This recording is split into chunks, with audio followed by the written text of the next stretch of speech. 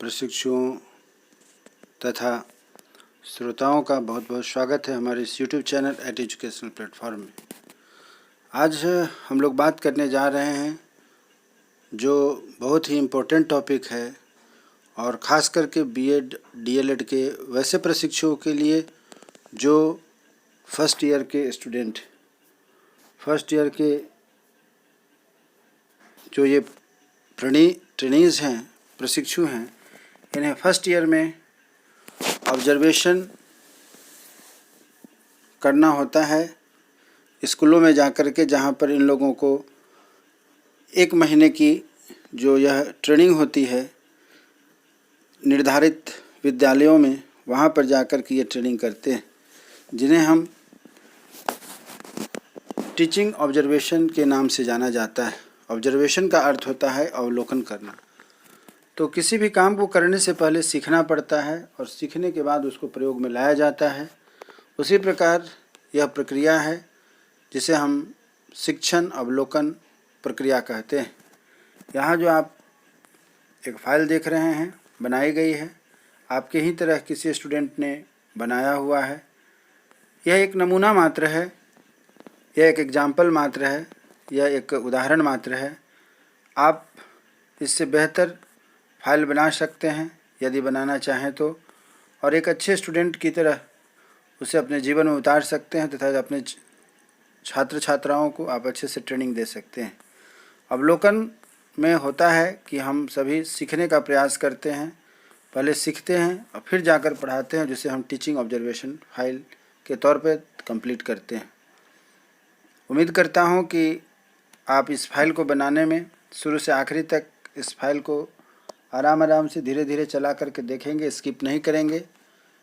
यह आपके लिए बहुत ही महत्वपूर्ण है, बीएड के और डीएलएड के फर्स्ट ईयर के स्टूडेंट्स के लिए, ट्रेनिंग्स के लिए, प्रशिक्षुओं के लिए, क्योंकि यह आपको आगे जो पढ़ाई कर रहे हैं सेकेंड ईयर में बहुत ही महत्वपूर्ण प्ले करेगा और साथ ही साथ आपको एक अच्छे शिक्षक के रूप में अपने स्टूडेंट्स के सामने प्रोड्यूस करेगा। जैसा कि नाम से ही अवगत है, पता चल रहा है कि इसमें अवलोकन करना है। इस फाइल को कैसे बनाते हैं इस चीज़ को आपको बताना चाहता हूँ।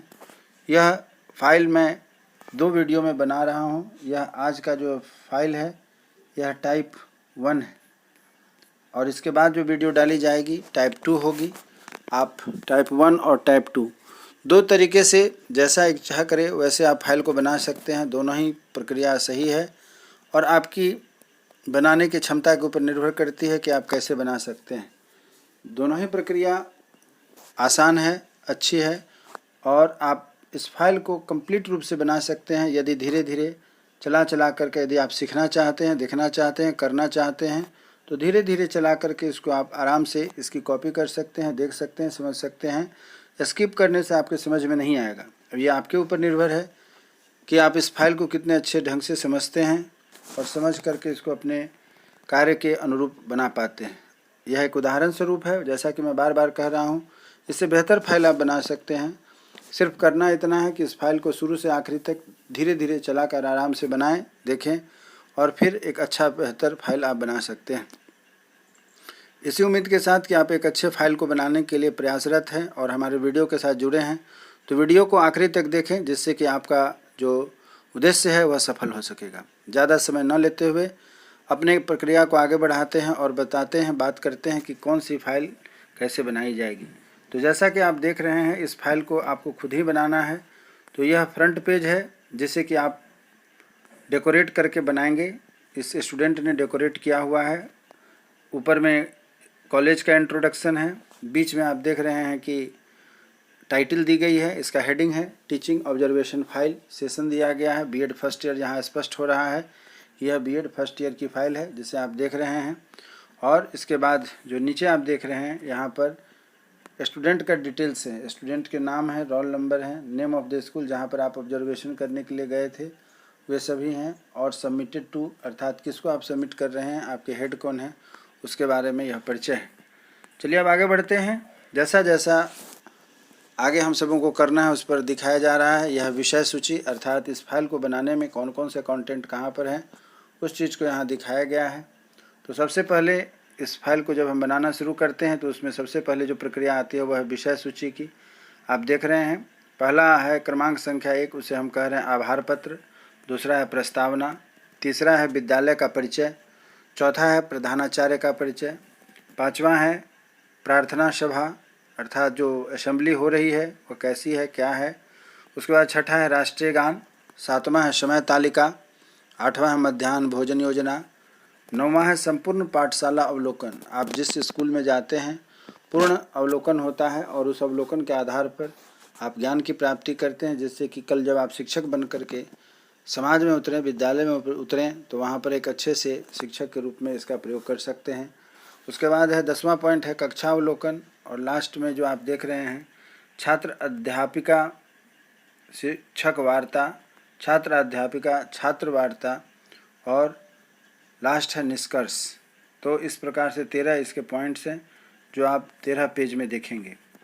इसी तरह आगे बढ़ते हैं, जिसमें कि आपको यहाँ देखने को मिल रहा है कि किसी भी काम को करने चलते हैं तो हमें उसके लिए आभार प्रकट करना चाहिए। जहाँ हम संस्थान से जुड़े हैं या जिसकी हम सेवा लेते हैं, मदद लेते हैं, वही प्रक्रिया यहाँ पर हो रही है। आभार पत्र से अभिप्राय यह है कि जिस स्कूल में हम पढ़ाने जा रहे हैं, जहाँ पर पढ़ाने के लिए 1 महीने का हमें शेड्यूल दिया गया है, उसके आधार पर हम उस विद्यालय के सभी कर्मचारियों का तथा साथ ही साथ प्रधानाध्यापक का आभार प्रकट करते हैं। इसी बात को यहाँ पर कहा गया है कि बीएड प्रथम, कहीं सेमेस्टर है तो कहीं पर ईयर है, आप इस चीज़ का ध्यान रखेंगे। बीएड प्रथम सेमेस्टर परीक्षण के अंतर्गत हमें 4 सप्ताह अवलोकन कार्य हेतु आपने अपने विद्यालय, जो भी आपका विद्यालय होगा, उस विद्यालय में हमें अनुमति प्रदान करने की कृपा की है। इसके लिए मैं छात्र अध्यापिका, आपका नाम यहाँ लिखा जाएगा, आपको धन्यवाद प्रदान करता हूँ या करता हूँ। आपने विद्यालय में शिक्षण कार्य की बारीकियों एवं उसके प्रति कर्तव्यनिष्ठा से अवगत कराए हैं और सिखाए हैं। इसके लिए मैं आपका और समस्त विद्यालय कर्मचारियों का आभार प्रकट करता हूँ या करती हूँ। जो आप जैसे होंगे आप शिक्षक, उस हिसाब से इस चीज़ को प्रशिक्षु हैं। पुरुष हैं तो करता है और स्त्री हैं तो करती हैं, कर संबोधित करेंगे। नेक्स्ट है प्रस्तावना। प्रस्तावना अर्थात इसको परिचय कैसे शुरू करेंगे उसके बारे में बात कही जाती है। हमारे बीएड प्रथम वर्ष फर्स्ट ईयर के पाठ्यक्रम के अंतर्गत 4 सप्ताह की यह अवलोकन इंटर्नशिप है, जिसके लिए हमारे महाविद्यालय के द्वारा बीएड प्रथम वर्ष के छात्र छात्राओं को पूर्व माध्यमिक विद्यालय का भली भांति निरीक्षण करना था। अतः हमने पूर्व माध्यमिक विद्यालय का भली भांति निरीक्षण किया। निरीक्षण के लिए विद्यालय की प्रार्थना कक्षा की आधारभूत सुविधाएं, पाठ सहगामी क्रियाएं, खेलकूद वातावरण, छात्र अध्यापक अध्यापिका का तरीका, अध्यापकों द्वारा मूल्यांकन का तरीका आदि बिंदुओं को आधार बनाकर पूर्व माध्यमिक विद्यालय, जहाँ पर आपका विद्यालय होगा उसका नाम लिख करके लिखेंगे, निरीक्षण किया, जिसके अंतर्गत हमें शिक्षकों और विद्यालय के सभी क्रियाकलापों को नज़दीक से जानने का व समझने का अवसर भी प्राप्त हुआ है। यह हो गया इसका प्रस्तावना। अब आगे देखते हैं विद्यालय परिचय। यह एक चित्र बनाया गया है। जिस विद्यालय में आप ट्रेनिंग के लिए जाते हैं, वहाँ के सभी सदस्यों के साथ प्रांगण में सभी लोग खड़े हैं, शिक्षक शिक्षिका प्रशिक्षु, और यह प्रांगण का चित्र है। आप भी अपने फाइल में खूबसूरत बनाने के लिए इस तरीके का चित्रों का प्रयोग बीच बीच में करें।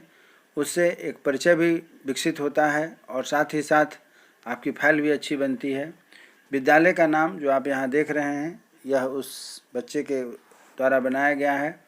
आपका है कि विद्यालय का स्तर कैसा है, यहाँ से आपके लिए बात शुरू होती है। विद्यालय का स्तर है, इस विद्यालय का स्तर माध्यमिक स्तर है और इस विद्यालय में कक्षा 1 से कक्षा 8 तक, कक्षा 8वीं तक की कक्षाएं संचालित हो रही हैं या की जा रही हैं। अब है प्रधानाचार्य का परिचय। मैं जिस विद्यालय में जहाँ पर आपकी ट्रेनिंग रहेगी, मैं इंटर्नशिप कर रहा हूँ या कर रही हूँ, इस विद्यालय के प्रधानाचार्य का नाम जो कुछ है आप लिखेंगे। प्रधानाचार्य सर का व्यवहार अत्यंत ही मृदुल और सभी से मिलनसार है। प्रधानाचार्य सर या मैडम जो भी होगा, हमें हमारे प्रत्येक कार्य के लिए बहुत ही सहयोग करते हैं तथा वे अपने विद्यालय के प्रत्येक छात्र छात्राओं, समस्त शिक्षक शिक्षिकाओं और विद्यालय के अन्य कर्मचारियों को भी अनुशासन के साथ स्पष्टवादिता को प्रदर्शित करते हुए उनके प्रति कुशलता का प्रदर्शन रखते हैं, जिससे विद्यालय के सभी गणमान्य उनका सम्मान करते हैं।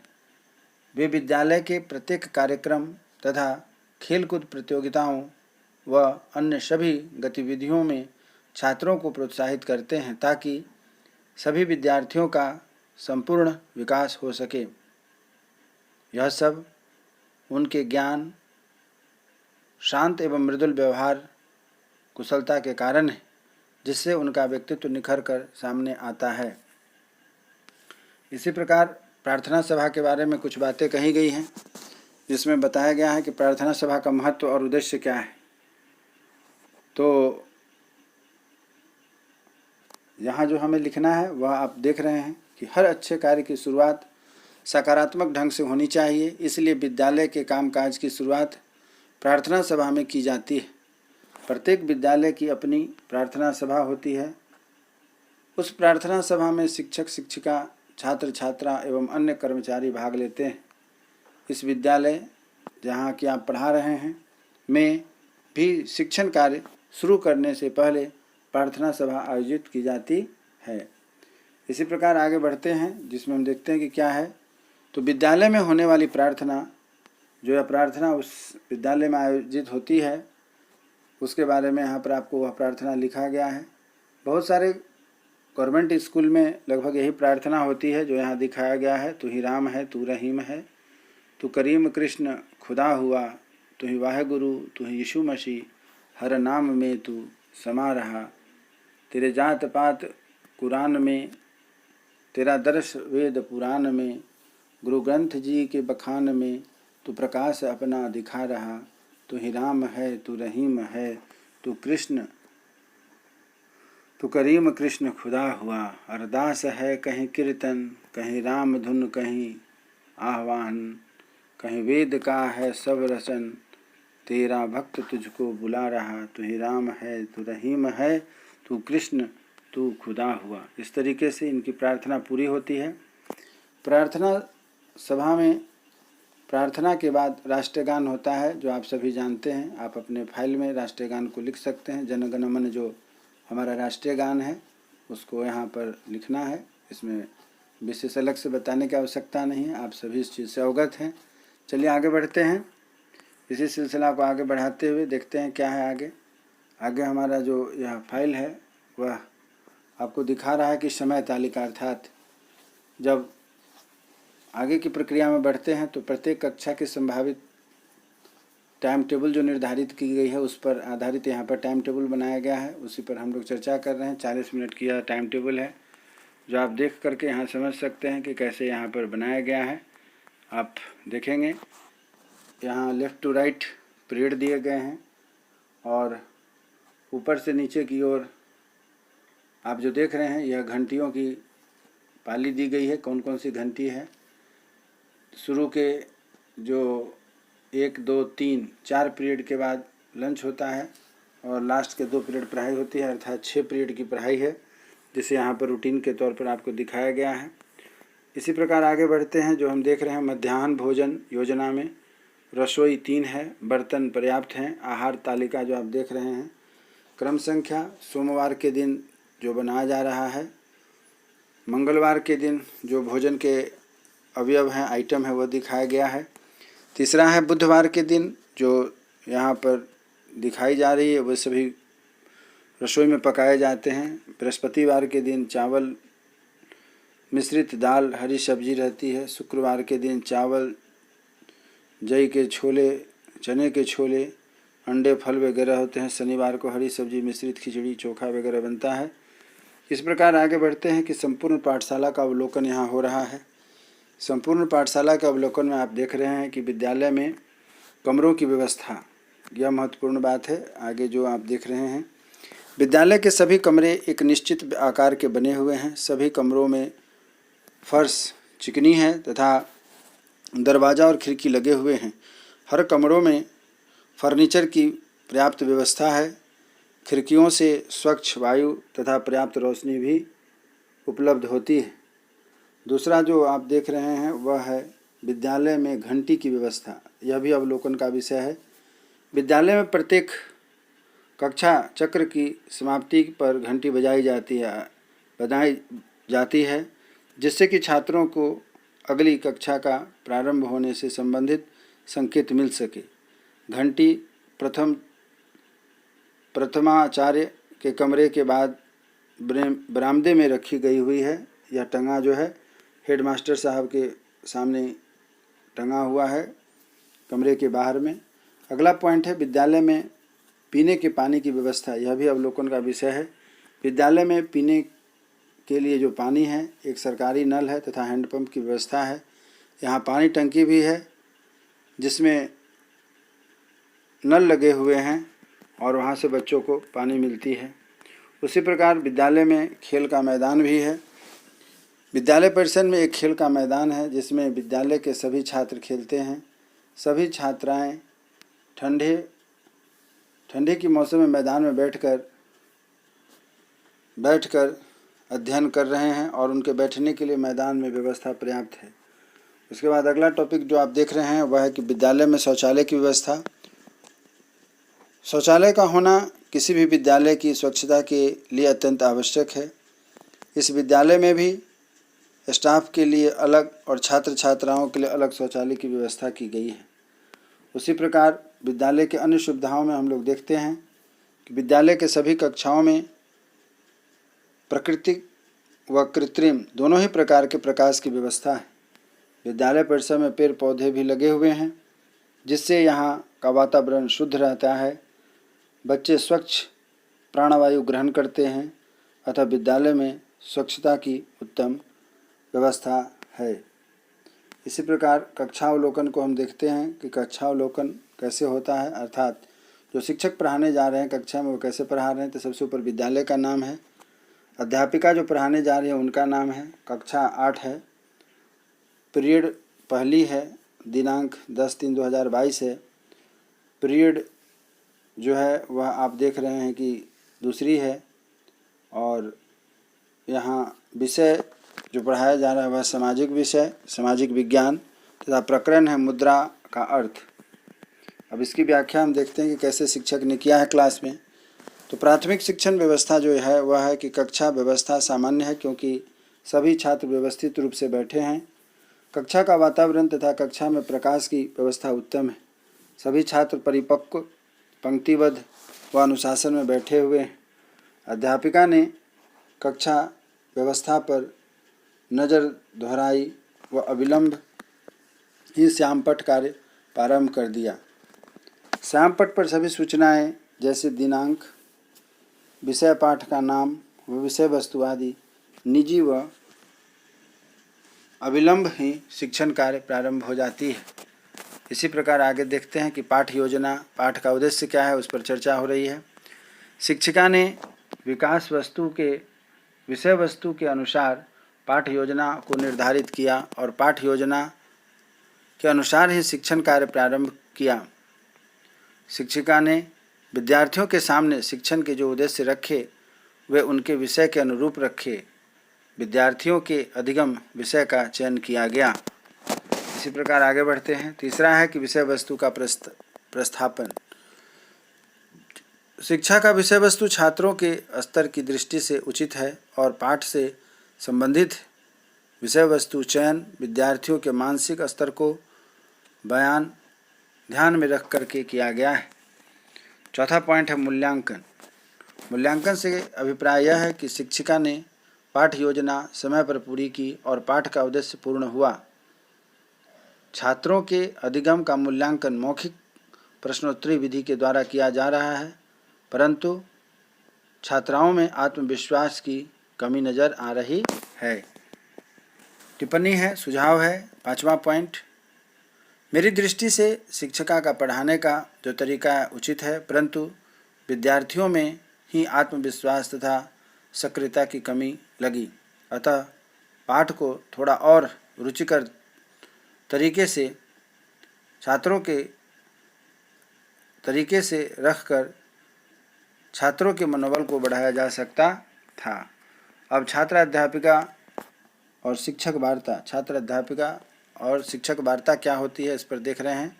अवलोकन के दौरान एक शिक्षक के साथ चर्चा होती है जिसमें शिक्षक का नाम सत्यनारायण महतो है और छात्र अध्यापिका का नाम अनुरंजन।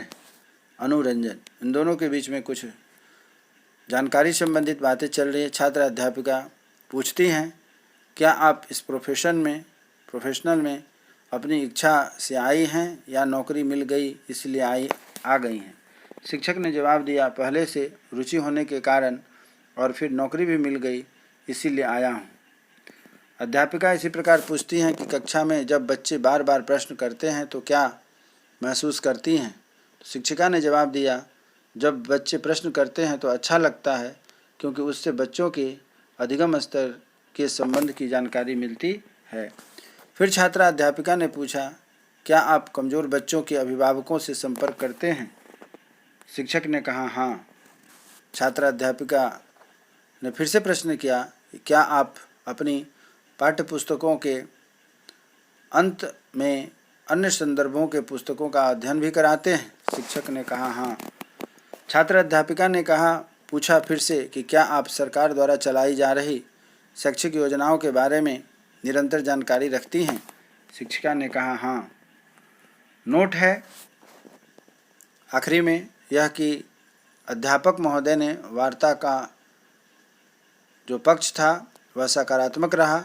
अध्यापक ने हमारे प्रश्नों का उत्तर बड़े ही सहजता के साथ दिए और इस वार्ता के आधार पर हम कह सकते हैं कि उक्त अध्यापन में एक अच्छे शिक्षक के गुण सभी मौजूद हैं।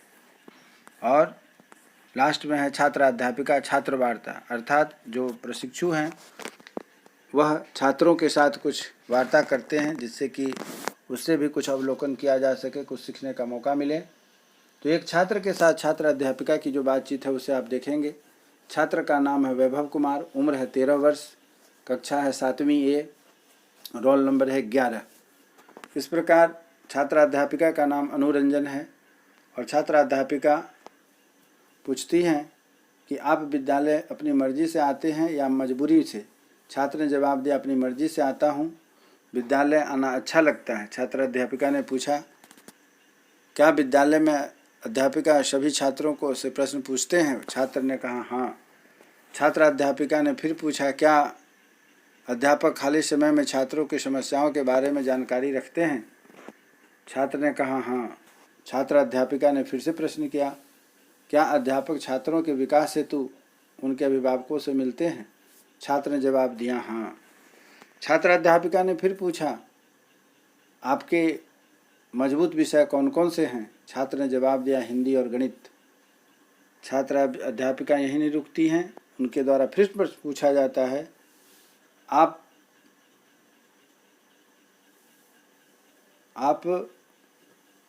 यहाँ पर विद्यालय में पढ़ाए हुए पाठों को विधिवत अध्ययन करते हैं? छात्र ने कहा, हाँ, निश्चित रूप से अध्ययन करता हूँ।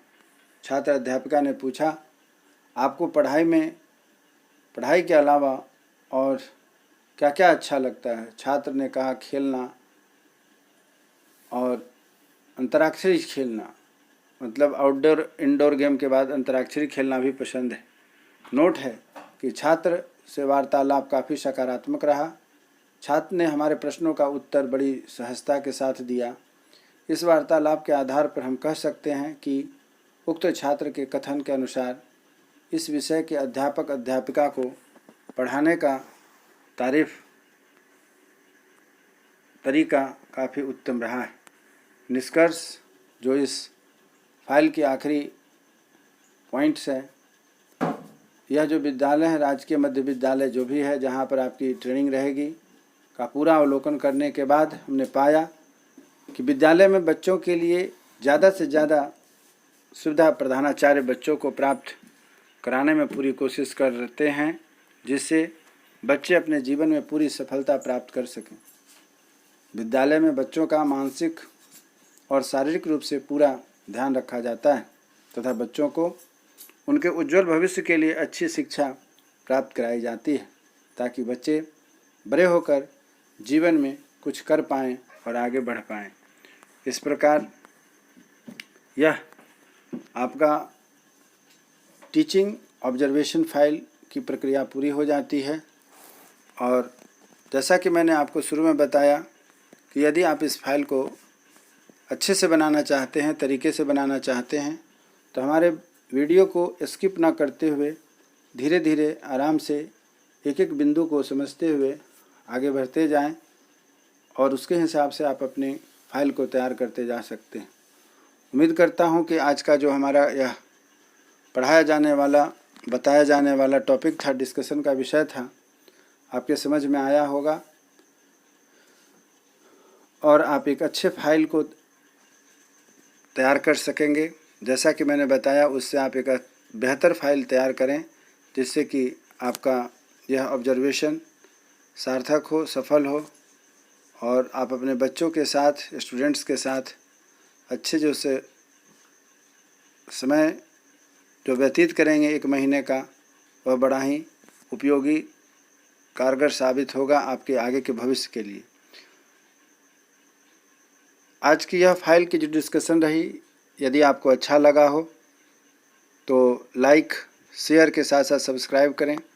एक चीज़ और चलते चलते बताना चाहता हूं कि मेरे द्वारा इस YouTube चैनल पर बनाए जाने वाला यह ऑब्जर्वेशन फाइल 2 तरीके से बताया जा रहा है।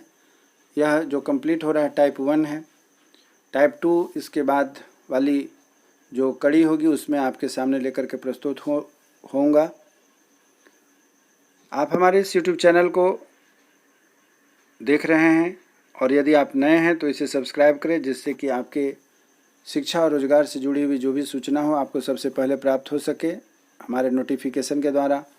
और यदि पुराने हैं और कोई सुझाव हो, शिकायत हो, तो आप निश्चित रूप से हमारे कमेंट्स बॉक्स में आकर के अपने विचारों को व्यक्त करें।